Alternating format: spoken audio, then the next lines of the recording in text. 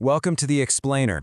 Today we're going to tackle a classic aerodynamics puzzle, one that every aerospace engineering student is going to face. We'll start with some fundamental math straight out of a textbook like Anderson's and just follow the trail, step by step, until we get to a really powerful and very real engineering solution. So just imagine this for a second. You're an aerospace engineer. Your job is to figure out the drag force on this airfoil. But here's the catch. You can't touch it. Nope. Your only tools are probes that can measure the properties of the air around it. Now, this is a huge challenge in aerodynamics, and it brings up a really important question. I mean, obviously, right? You can't just stick a bathroom scale on a wing in the middle of a flight. So we need a smarter, more elegant way to do this. The answer, it turns out, is hiding in the physics of the air itself. And to unlock that, we first need to learn the right language to describe how things like pressure and velocity change from one point to another in the flow. And this is exactly where vector calculus comes into play. It's the perfect toolkit for this job because it's literally designed to describe properties that change all throughout a space, which is a perfect description of the air flowing around our wing. Okay, so let's start with two key ideas. First up, you've got a scalar field. This just assigns a single number, a magnitude, to every point in space. A weather map showing the temperature is a perfect example. Then you have a vector field. This one assigns both a magnitude and a direction to every single point. Think of a wind map, the one that shows you not just how fast the wind is blowing, but which way it's going. That's a classic vector field. So how do we talk about the way a scalar field, like pressure, changes from place to place? Well, that's what the gradient is for. The gradient is a vector, and it always points in the direction of the fastest increase. You can think of it as an arrow that's always pointing straight uphill on the steepest path. For pressure, it tells you exactly which way the pressure is climbing the fastest. And check this out. This diagram from the textbook shows a really key property of the gradient. See those solid lines? Those are called isolines, basically lines of constant pressure. Now look at the gradient vector, the little arrow. Notice how it's always perfectly perpendicular to those lines? It's always pointing directly across them, taking the shortest, steepest path to higher pressure. This relationship is totally fundamental to understanding aerodynamic forces. All right, next up is divergence. So if the gradient tells us about how a scalar field changes, divergence tells us something really important about a vector field, like velocity. It's a measure of how much the flow is spreading out or being compressed at any single point. You can kind of think of it as asking, is this tiny little packet of air being stretched or squished as it moves along? Okay, so now we have the language. We've got our mathematical tools. Now we can apply them to one of the most basic fundamental laws of the entire universe, the conservation of mass. We're going to write this law in a way that is incredibly useful for fluid dynamics. You already know this rule, right? It's intuitive. But how in the world do you apply it to a fluid, which is, constantly moving and swirling and deforming? We need a system.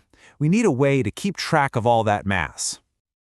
The tool we use for this is called a control volume. Just think of it as an imaginary box that's fixed in space. It's really just a bookkeeping tool. We're going to track all the mass that flows in through the sides, all the mass that flows out, and any change in the total amount of mass that's just sitting inside the box at any given time. So the crucial point boils down to this really simple balance. If you have more mass flowing out of our imaginary box than is flowing in, then the density of the fluid inside that box must be going down. It's the only way to balance the books, right? It's the only way mass can be conserved. And here it is. This is that physical principle written out in the language of math. So let's break it down real quick. This first chunk, the first integral term, that's just the total net flow of mass out of our control volume across all its surfaces. The second part here represents the rate at which the mass inside the volume is changing over time. And because mass is conserved, those two things have to perfectly balance each other out. They have to sum to zero. And that, my friends, is the integral form of the continuity equation. Okay, so we just translated the conservation of mass into the language of fluid dynamics. Now let's do the exact same thing for another absolute bedrock law of physics, Newton's second law. So we all start with the familiar F equals ma. But a more general and sometimes more useful way to say it is that force equals the time rate of change of momentum. Now, if we apply that idea to our control volume, it means that the sum of all the forces acting on the fluid inside our box has to equal the net rate of momentum flowing out plus the rate at which momentum is building up or accumulating inside. And this This is the result, the integral momentum equation. Now, I know, it looks intimidating, but it's really just Newton's second law in disguise. The whole left side of the equation is just tracking the total change in the fluid's momentum. The right side? That's just the sum of all the forces acting on that fluid.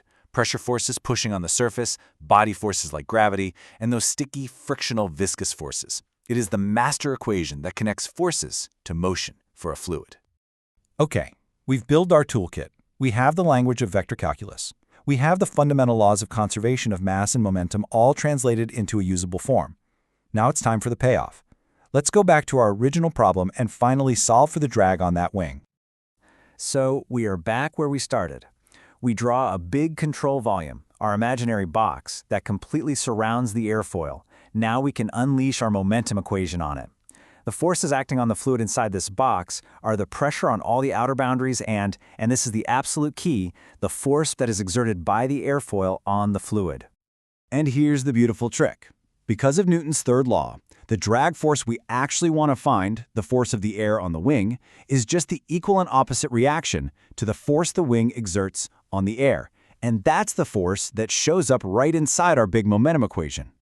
So when you take our big momentum and continuity equations, and you apply them to our control volume, and you make a few clever simplifying assumptions, like that the flow is steady far away from the airfoil, you end up with this incredibly clean, elegant, and powerful result. This is the aha moment. This equation gives us the drag based only on what's happening in the air downstream. Okay, let's decode this thing. The drag force, d', is exactly equal to the total momentum deficit in the wake. Just think about that for a second. The airfoil has to do work on the air. It slows it down. And this loss of momentum in the flow is a direct one-to-one measure of the drag force on the body. So by just measuring the velocity profile far upstream, that's our U1, and then comparing it to the slower velocity profile in the wake, our U2, we can calculate the total drag without ever touching the wing itself. So there you have it. We started with a simple, practical question, and by applying the fundamental laws of physics, we ended up with a powerful engineering tool. These governing equations, continuity and momentum, they are the absolute foundation of fluid dynamics. They don't just explain drag, they are the key to understanding lift, shock waves, and basically the entire science of flight. So the real question is, what will you use them to explain next?